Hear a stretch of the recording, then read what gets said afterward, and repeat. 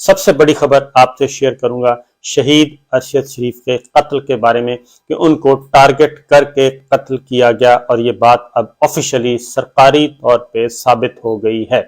اس کی تفصیلات دینے سے پہلے آپ کو کچھ اور 2-3 خبریں ہیں وہ آپ سے شیئر کر لوں کیونکہ وہ بھی امپورٹنٹ ہیں، اور اس کے بعد ان ڈیٹیل آپ سے بات کروں گا شہید ارشد شریف کے قتل کے بارے میں، جو خدشات ہم پہلے دن سے کہہ رہے تھے اور جس کا مذاق اڑایا جا رہا تھا، اور جس کا ٹیم کے جانے سے پہلے ہی اس تحقیقاتی ٹیم کے کام کو خراب کرنے کی کوشش کی جا رہی تھی، اور اس کو ایسے لگ رہا تھا کہ ان آفیشلی ڈکٹیٹ کیا جا رہا ہے۔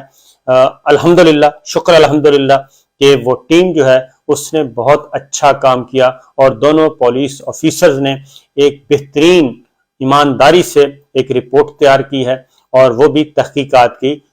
روشنی میں، اور اس میں کسی قسم کی اب تک کی اطلاعات کے مطابق کوئی ڈنڈی نہیں ماری، اور یہ ان کو کریڈٹ جاتا ہے، اور ہم ان کو خراج تحسین بھی پیش کرتے ہیں کہ انہوں نے ایک ابتدائی طور پہ جو رپورٹ سبمٹ کی ہے اس میں بہت ساری چیزیں انہوں نے واضح طور پہ بتا دی ہیں، صاف صاف بتا دی ہیں، اور انہوں نے شہید ارشد شریف جو کہ پاکستان کا ایک مایہ ناز نام تھا، پاکستان کی پہچان تھی، شہید ارشد شریف، اور پاکستان اس کی وجہ سے بھی پہچانا جاتا تھا، تو میرا خیال ہے کہ ایک جو خون ناحق تھا، جو قتل کیا گیا تھا، وہ بولے گا اور ضرور بولے گا۔ اب آتے ہیں ذرا تھوڑی سی چھوٹی چھوٹی خبریں لے لیں کیونکہ اس کے بعد پھر میں اس طرف آتا ہوں۔ نمبر 1 جی، F I R, Imran Khan صاحب کی ایف آئی آر درج نہیں ہو رہی، اور ایک جو ایف آئی آر درج کی گئی ہے اس کو پاکستان تحریک انصاف نے مسترد کر دیا ہے، کیونکہ ایف آئی آر جو مدعی ہے، جو متاثرہ فریق ہے، اس کا آئینی اور قانونی حق ہے کہ ایف آئی آر وہ جو چاہیں درج کروائیں، اور اس کے بعد پولیس انویسٹیگیٹ کریں، اور اس میں اگر کوئی غلط چیز ہے تفتیش کی روشنی میں تو اس کو نکال دیں۔ تو عمران خان صاحب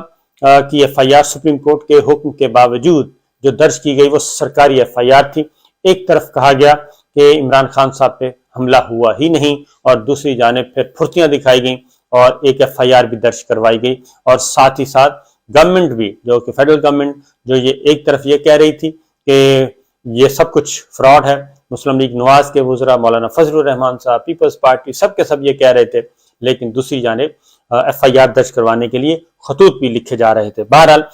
یہ تنازع چل رہا ہے اور چلتا رہے گا۔ سپریم کورٹ میں ایک رپورٹ سبمٹ کروائی گئی ہے، اب سپریم کورٹ میں ہے بال کہ وہ اس پہ کیا فیصلہ کرتے ہیں، کیونکہ سپریم کورٹ کا بھی ایک آزمائش اور ایک امتحان ہے کہ وہ اپنے آرڈر کو کیسے امپلیمنٹ کرواتی ہے آئین اور قانون کے مطابق، کیونکہ بظاہر ایسے ہی لگتا ہے کہ ان کے حکم کو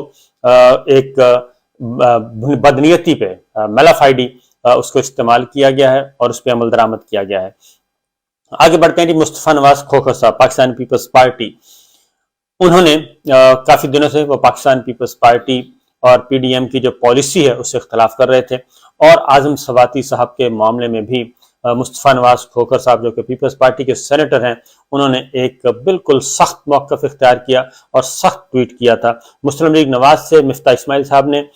کیا تھا، اور زبیر صاحب بھی آئے تھے میدان میں اعظم سواتی صاحب کے ساتھ جو زیادتی ہوئی۔ سینیٹر مصطفیٰ نواز کھوکھر صاحب بھی ان میں شامل ہیں کہ انہوں نے پارٹی پالیسی سے بالکل بالاتر ہو کر اس معاملے پہ آواز اٹھائی تھی، اور انہوں نے ایک انٹیلیجنس آفیسر کے ساتھ بھی ان کی تلخ کلامی ہوئی تھی، اور انہوں نے وہ ٹویٹ میں مینشن بھی کر دی تھی۔ لہٰذا ایک تو مصطفیٰ نواز کھوکھر صاحب نے پارٹی قیادت ان سے ناراض ہوئی اور انہوں نے دے دیا ہے استعفیٰ، اپنی سینیٹرشپ چھوڑ دی ہے، اور انہوں نے شکریہ ادا کیا ہے پارٹی لیڈرشپ کا کہ انہوں نے سندھ سے ان کو سینیٹر منتخب کروایا۔ اعظم سواتی صاحب کا معاملہ پہنچا ہوا ہے سپریم کورٹ کے ہیومن رائٹس سیل میں۔ اعظم سواتی صاحب دوبارہ گئے ہیں فیصل چودھری صاحب کے ساتھ، اور کچھ شواہد جو ہیں وہ ہیومن رائٹس سیل کو انہوں نے پیش کیے ہیں، جو ان کے ساتھ ایک ویڈیو ان کو بھیجی گئی تھی، اور اعظم سواتی صاحب نے یہ اس بات کی تصدیق کر دی ہے کہ جو سوشل میڈیا پہ وائرل ہے ویڈیو، اس کا ایک حصہ بالکل درست ہے، اور اس کے بعد آگے ان کے پاس کیا ہے، کیونکہ وہ ان کا یہی کہنا ہے کہ ان کو جو ویڈیو بھیجی گئی ہے کہ سوشل میڈیا پہ وہ ویڈیو نہیں ہے، بلکہ وہ وہی ویڈیو ہے جو ان کے بارے میں وہ حقیقت جانتے ہیں، اور یہ کوئی 1 ماہ پہلے یہ ریسنٹ ویڈیو ہے جی، یہ 1 ماہ پہلے کوئی کم و بیش انہوں نے قیام کیا تھا کوئٹہ میں سرکاری عمارت گاہ میں، اور وہیں کی یہ ویڈیو ہے۔ اس کے بعد وفاق جو ہے وہ اعظم سواتی صاحب کے بارے میں ایک اور بھی بات بتا دوں جی کہ اعظم سواتی صاحب کے پارلیمانی پارٹی نے پارلیمانی جو کمیٹی بنی ہے سینیٹرز کی، اس نے بھی کام شروع کر دیا ہے، لیکن اس میں پاکستان تحریک انصاف کے جو سینیٹرز ہیں وہ نہیں گئے اور نہ ہی اعظم سواتی صاحب ابھی تک گئے ہیں۔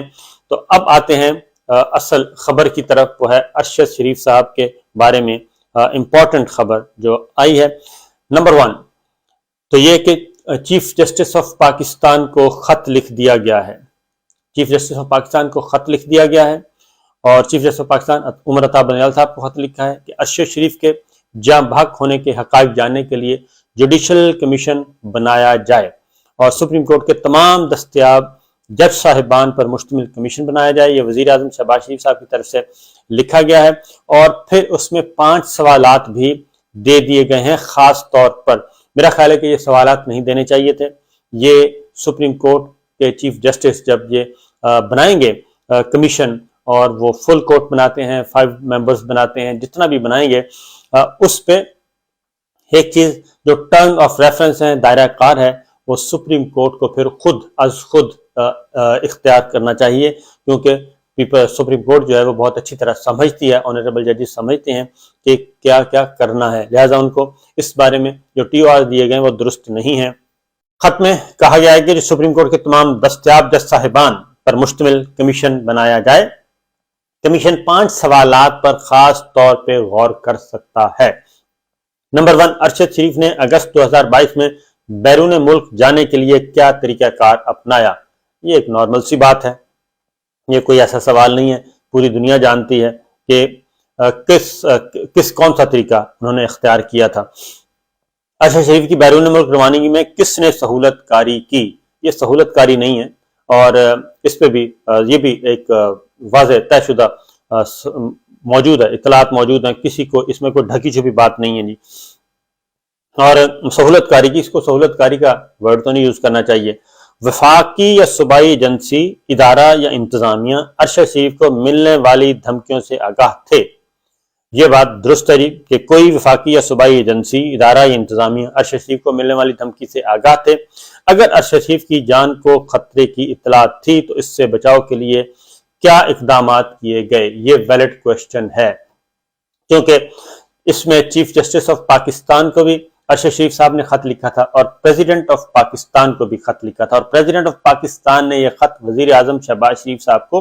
بھیج دیا تھا آگے کہ یہ خط آئے ہیں اور ان کی سیکورٹی کے انتظامات کیے جائیں۔ اور رانا ثناء اللہ صاحب اس بات کی تصدیق بھی کر چکے ہیں کہ ایک آدھ رابطہ ڈائریکٹ یا انڈائریکٹ بھی ہوا تھا۔ تو بہرحال یہ TORs ہیں، اصل میں جو TORs ہونے چاہیے وہ تو یہ ہونے چاہیے جناب کہ ان کو کس نے مجبور کیا، جو امپورٹنٹ کوشچن ہے کہ اس کو کس نے مجبور کیا ارشد شریف کو ملک چھوڑنے پر، یہ ہے بنیادی سوال۔ باقی صحافیوں کو تو ایک سائڈ پہ رکھیں کیونکہ یہ ارشد شریف صاحب کی حد تک ہے جی محدود، تو ارشد شریف صاحب کا بھی یہ سوال بنتا ہے۔ دوسرا، اب آتے ہیں جو تحقیقاتی ٹیم جو آئی ہے پاکستان واپس اور اس نے اپنی رپورٹ سبمٹ کی ہے، وہ بھی امپورٹنٹ ہے، وہ بلکہ کافی امپورٹنٹ ہے، اور اس کمیشن کی تشکیل جو ہے وہ اور زیادہ اہمیت اختیار کر گئی ہے۔ ارشد شریف قتل کیس میں جو ٹیم گئی تھی جی کینیا پاکستان کی طرف سے، اس کے 2 ممبرز تھے، اور یہ 2 ہفتے پہلے نیروبی گئی تھی، اور یہ 2 رکنی ٹیم جو ہے وہ DIG اطہر وحید اور IB آفیسر عمر شاہد شامل تھے اس میں، اور انہوں نے اپنی رپورٹ بھی وزارت داخلہ کو پیش کر دی ہے، جس میں اس رپورٹ میں 2-3 باتیں، ایک تو الگ سے ایک میڈیا رپورٹ کے حوالے سے بھی، وہاں پہ آخری رات کہتے ہیں جی کہ جو جہاں پہ واقعہ ہوا ہے وہ جو فائرنگ رینج کہلاتا ہے، وہاں پہ ہٹس بنے ہوئے ہیں، آخری رات ارشد شریف صاحب نے وہاں قیام کیا اور ایک رات وہاں پہ قیام پذیر تھے، اور اس کے بعد اگلے دن وہ وہاں سے نکلے ہیں، اور ارشد شریف صاحب جو جہاں پہ یہ واقعہ ہوا ہے وہ کوئی فائرنگ رینج سے جو واقعہ ہے جہاں پہ قتل کیا گیا کوئی 40 کلومیٹر کا فاصلہ ہے تقریباً، اور اس میں ایک رپورٹ میں دیکھ رہا تھا مرتضی علی شاہ کی، اس میں انہوں نے پورا جو ہے وہاں پہ اسپاٹ پہ جا کے انہوں نے یہ سارا بتایا تھا۔ اب آتے ہیں جو رپورٹ آئی ہے، اور رپورٹ رانا ثناءاللہ صاحب نے 3-4 باتیں بڑے کلیئرلی بتا دی ہیں۔ نمبر 1، شہید ارشد شریف کو ٹارگٹ کر کے قتل کیا گیا۔ نمبر 2، خرم اور وقار سے معلومات لی ہیں، ان کو انٹرویو کیا ہے، اس کے بعد وہ جگہ دیکھی ہیں، یہ سارا کرائم سین جو ہے وہ وزٹ کیا ہے اس ٹیم نے، اور جہاں قیام پذیر تھے وہاں بھی ارشد شریف جہاں پہ قیام پذیر تھے جن اپارٹمنٹس میں، ان کی CCTV فوٹیج مانگی ہے پورے 2 مہینے جتنے دن بھی قیام کیا اس میں، اور ان سے ملنے والے ملاقاتیوں کی تفصیل مانگی ہے انہی خرم اور وقار سے جو میزبان تھے ان سے، اور ساتھ ہی ساتھ جو ایک نمبر 1 تو یہ ہے کہ ٹارگٹ کر کے قتل کیا گیا۔ دوسرا، کینین پولیس کا جو موقف ہے بالکل جھوٹا ثابت ہوا ہے، وہ غلط ثابت ہوا ہے، اور میں یہ کہوں گا کہ DGI-SPR سے کہ انہوں نے بھی ایک جملہ بولا تھا، کینین پولیس یہ کہہ چکی ہے، تو میرا خیال ہے کہ ان کو بھی ریویو کرنا چاہیے، کیونکہ وہ جو پریس کانفرنس تھی وہ بالکل ارشد شریف صاحب کی حد تک غیر ضروری طور پہ اس میں گفتگو کی گئی تھی، اور اس پہ ارشد شریف صاحب کا کینین پولیس کا موقف بالکل غلط ثابت ہوا ہے، اور کینین پولیس جو ہے وہ اس طرح کے کام جھوٹ بولتی ہے اور اس طرح کے کام کرتی ہے وہاں پہ بہت زیادہ آسانی سے۔ پھر نمبر 2 یہ کہ جو جس سیٹ پہ ارشد شریف صاحب بیٹھے تھے، جو فائرنگ کی ہے جس بندے نے، جو قاتل ہیں، ان کو پتا تھا کہ ارشد شریف اس سیٹ پہ ہوں گے، اور اگلی بات یہ کہ ارشد شریف صاحب کو ٹارگٹ کرنے والے کا بھی ٹارگٹ جو اس نے کیا اس کو بھی معلوم تھا، اور اس لیے اسی سیٹ کو اسی سائٹ پہ یہ فائرنگ کی گئی۔ اس کے علاوہ بہت ساری چیزیں اس رپورٹ میں بتائی گئی ہیں، اور شہید ارشد شریف کے بارے میں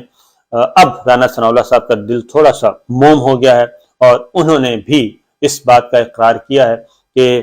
ان کی والدہ کے ساتھ، شہید ارشد شریف صاحب کی والدہ کے ساتھ اظہار ہمدردی کیا ہے، اور انہوں نے کہا ہے کہ کمیشن کے لیے خط لکھا جا چکا ہے، اور یہ کمیشن اب کمیشن اس پہ مزید کارروائی کرے گا۔ کچھ تجاویز، کچھ ریکمنڈیشنز دی ہیں تحقیقاتی کمیٹی نے، اور تحقیقاتی کمیٹی نے بہت ساری اپنی بتا دیا ہے۔ انیشلی جو رپورٹ بتائی گئی ہے اس میں یہ سارا کچھ جو کچھ ایک بیان کیا گیا تھا ابتدائی طور پہ کینین پولیس نے، پہلا موقف، دوسرا، تیسرا، وہ سارے کا سارا جھوٹا ثابت ہوا ہے، غلط ثابت ہوا ہے، ایسی کوئی بات نہیں تھی، کیونکہ جو گاڑی آ رہی تھی اس گاڑی کا کوئی دور دور تک اس کا واسطہ نہیں ہے، اور گھات لگا کے کہنا چاہیے یا جس طریقے سے بھی کرنا چاہیے، کیونکہ پوسٹ مارٹم رپورٹ تو یہ کہتی ہے کہ قریب سے مارا گیا ہے، اور وہ فاصلہ بھی بتا رہی ہے، تو اس لیے جی پوسٹ مارٹم رپورٹ کا بھی ایک مسئلہ ہے، اسی لیے شاید اسلام آباد ہائی کورٹ میں پیٹیشن دائر کرنا پڑی، کیونکہ پمز، آپ اندازہ کریں کہ پمز ہاسپٹل میں ایک پوسٹ مارٹم ہوتا ہے شہید ارشد شریف کا، اس کی رپورٹ ابھی تک نہیں دی گئی، نہ پولیس دے رہی ہے اور نہ ہی ہاسپٹل دے رہا ہے، اور اگر پوسٹ مارٹم رپورٹ بھی حاصل کرنے کے لیے اسلام آباد ہائی کورٹ سے رجوع کرنا پڑا ہے شہید ارشد شریف کی والدہ کو، تو آپ اس سے اندازہ کر سکتے ہیں کہ یہ سب کچھ کیا ہو رہا ہے۔ اجازت دیجیے، اللہ حافظ۔